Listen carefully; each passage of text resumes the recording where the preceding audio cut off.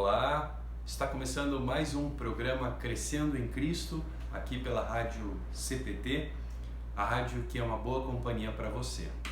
Eu sou o comunicador Arthur Benevenuti, pastor da Igreja Evangélica Luterana do Brasil, aqui em Sorriso, Mato Grosso, e é uma alegria ter você ouvindo a nossa rádio.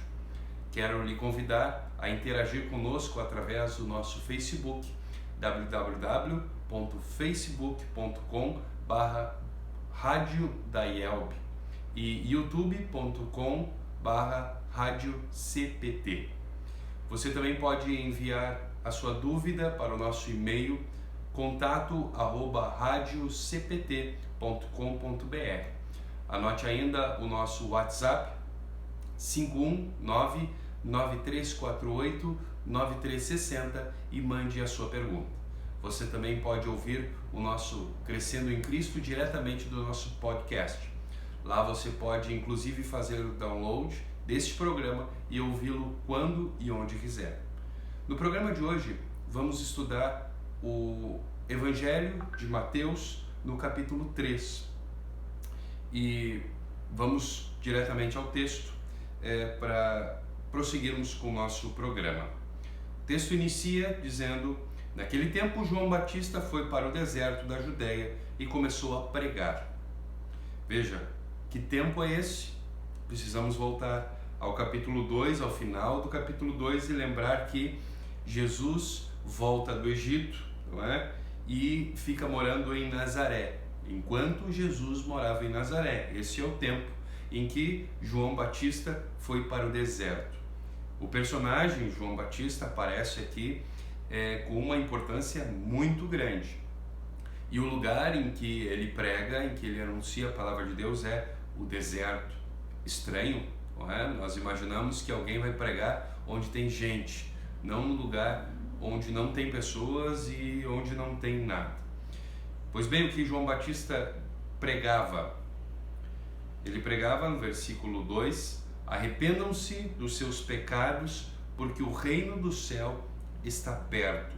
Esse era o conteúdo da mensagem de João Batista. Ele pregava arrependimento. Arrependam-se, porque o reino do céu está perto. Por que o reino do céu está perto? Porque aquele que é o reino dos céus, que é Jesus, está próximo de se manifestar.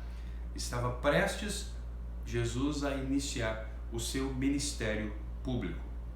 Versículo 3, a respeito de João, o profeta Isaías tinha dito o seguinte: alguém está gritando no deserto, preparem o caminho para o Senhor passar, abram estradas retas para ele. Veja, esse João Batista é um profeta, mas não é qualquer profeta. É um profeta anunciado pelo Antigo Testamento. Veja que aquele que é anunciado é sempre mais importante do que aquele que o anuncia. Isaías era um grande profeta do Antigo Testamento e esse profeta havia anunciado a vinda de João Batista. Então esse profeta é um profeta importante. E quando o João Batista é anunciado por Isaías, ele é anunciado como alguém que traz a mensagem, gritando no deserto, como pregava João Batista: preparem o caminho para o Senhor passar. Como é que se prepara o caminho para o Senhor? Ele seria aquele que, de alguma forma, prepararia o povo para a vinda do Salvador, do Filho de Deus. E como é que se prepara alguém para a vinda do Filho de Deus, para receber o Filho de Deus? Como era o conteúdo da mensagem de João Batista? Ele pregava arrependimento. Sem arrependimento, como era a pregação do João Batista, não faria sentido que Deus enviasse um Salvador. O Salvador só faz sentido para alguém que reconhece que precisa ser salvo. Por isso, a mensagem de João Batista não tinha um fim em si, mas tinha a ver com o Senhor, tinha a ver com uma preparação para aquele que viria depois, que também seria mais importante do que João Batista. Então, no versículo 4, o texto continua dizendo: João usava uma roupa feita de pelos de camelo e um cinto de couro, e comia gafanhotos e mel do mato. Ele se vestia de uma maneira estranha, ele comia, tinha uma dieta esquisita, mas, é importante dizer, não era contra a lei, não era nada errado, partindo daquilo que dizia a lei do Antigo Testamento.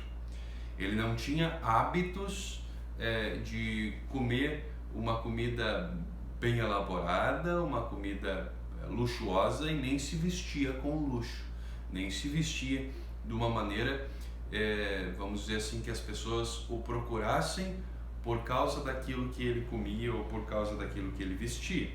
Versículo 5: os moradores de Jerusalém, da região da Judéia e todos os lugares de volta do Rio Jordão iam ouvi-lo.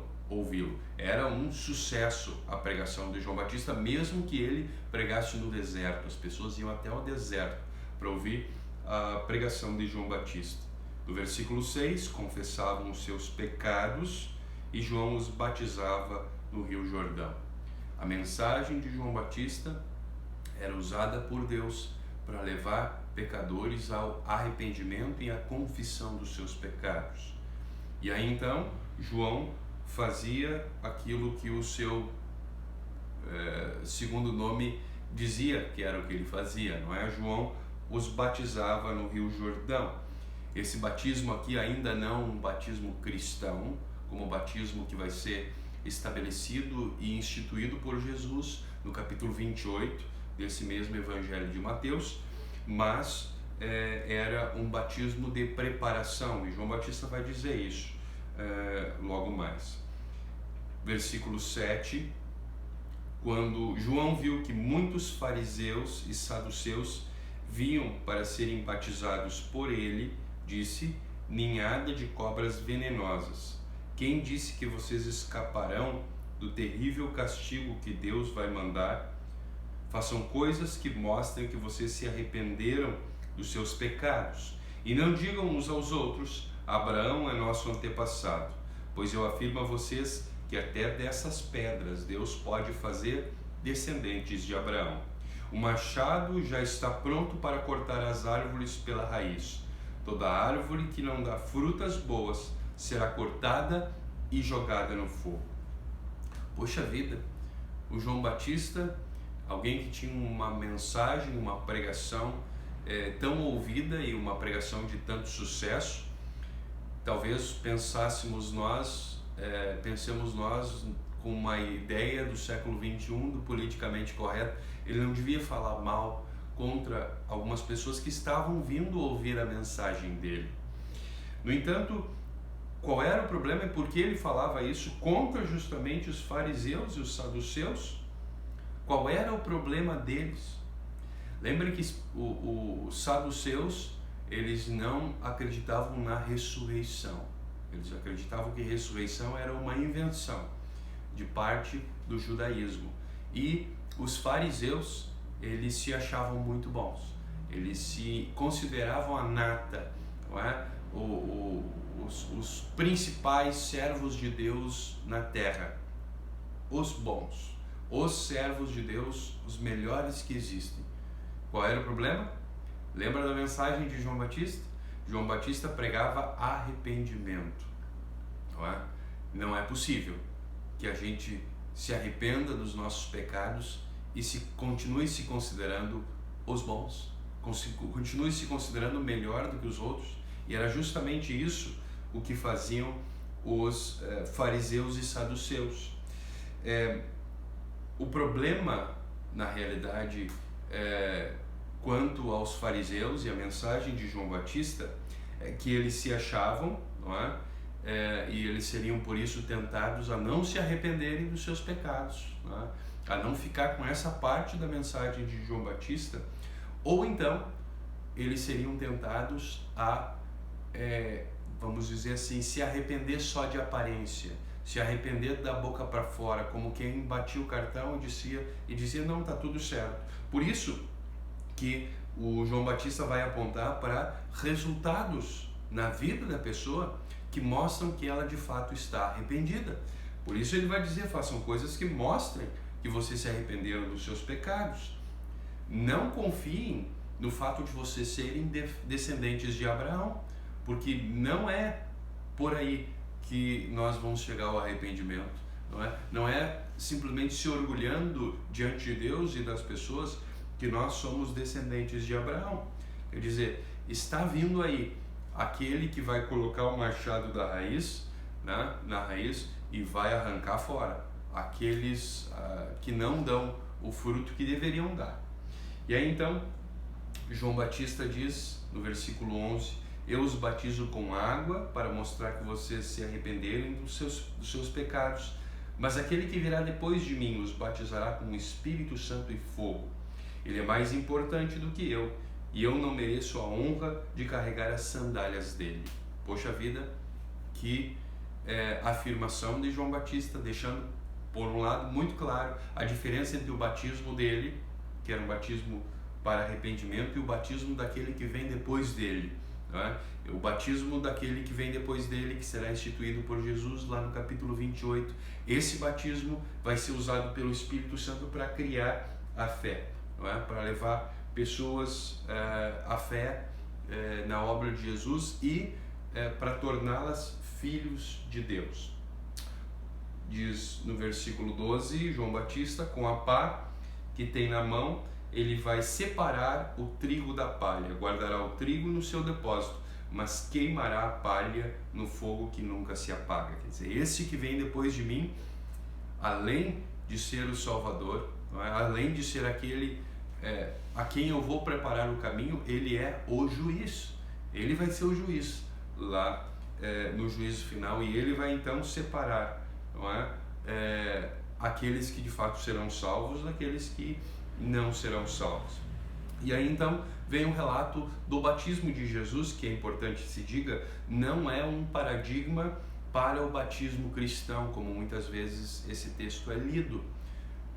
Basta a gente saber que o batismo cristão ainda não foi instituído por Jesus, E Jesus foi batizado não com o batismo cristão, mas com o batismo de João Batista. Naqueles dias, diz o versículo 13, Jesus foi da Galileia até o Rio Jordão a fim de ser batizado por João Batista. Mas João tentou convencê-lo a mudar de ideia, dizendo assim: eu é que preciso ser batizado por você e você está querendo que eu o batize? Lembra que o batismo de João Batista era um batismo para arrependimento? E Jesus não tinha do que se arrepender, não é? Jesus não era pecador. E por isso João Batista diz: você não precisa ser batizado por mim, eu que preciso do batismo que você vai instituir. E aí então Jesus responde: deixe que seja assim agora, pois esta é a maneira que faremos tudo o que Deus quer. Quer dizer, de fato, eu não preciso ser batizado para arrependimento, não é? Mas é assim que nós fazemos tudo o que Deus quiser. Quer dizer, é assim que nós vamos cumprir toda a lei em todos os seus detalhes. Então João concordou. Logo que foi batizado, Jesus saiu da água e o céu se abriu, e Jesus viu o Espírito de Deus descer como uma pomba e pousar sobre ele. E do céu veio uma voz que disse: esse é o meu filho querido, que me dá muita alegria. Jesus viu o Espírito, descer sobre uma pomba com ele, e do céu veio uma voz que disse: esse é o meu filho que me dá muita alegria. Voz de quem? Voz do Pai. E aqui nós temos o Filho sendo batizado, o Espírito Santo sendo enviado e o Pai falando e testemunhando a respeito da obra do Filho, que dá muita alegria para o Pai. Pai, Filho e Espírito Santo presentes aqui no batismo de Jesus. E o Pai então traz palavras de incentivo para Jesus, que vai iniciar a sua missão. Como quem diz: eu sei que você tem uma missão muito dura, não é? Mas você não está sozinho. Vai lá, Jesus, vai cumprir a tua missão. Existe uma grande diferença e uma uma comparação que a gente pode fazer entre o nosso batismo e o batismo de Jesus, que é o fato de que quando nós vamos às águas do batismo, é como se os nossos pecados tivessem ficado ali nas águas do batismo. O batismo de Jesus não é igual. O batismo de Jesus é o contrário. Isso aqui é colocado no início do ministério de Jesus. E o batismo de Jesus é o momento em que Jesus entra na água, não para deixar os seus pecados na água, porque ele não tem pecados, mas para tomar para si os nossos pecados que estão nas nossas águas do batismo. E ele, nas águas do batismo dele, ele vai tomar os pecados nossos das águas e vai colocar sobre os seus ombros.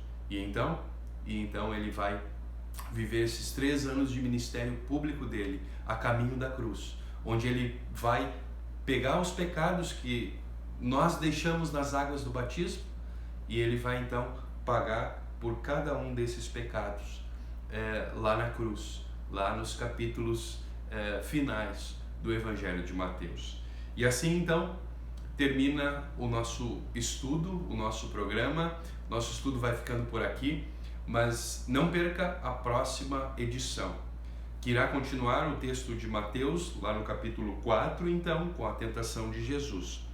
O programa Crescendo em Cristo vai ao ar inédito às 7 horas da manhã e é reprisado às 6 horas da tarde, sempre de segunda a sexta-feira.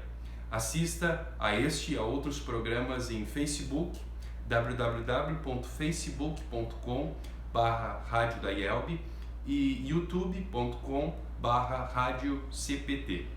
Baixe este episódio em www.radiocpt.com.br/podcast e muito obrigado pela sua audiência e não se esqueça de divulgar a programação da Rádio CPT nas suas redes sociais. Foi um prazer ter você estudando a Palavra de Deus e crescendo na fé em Cristo junto com a gente. Que a paz de Jesus esteja com você e a sua família. Um grande abraço e até o próximo programa. Até mais.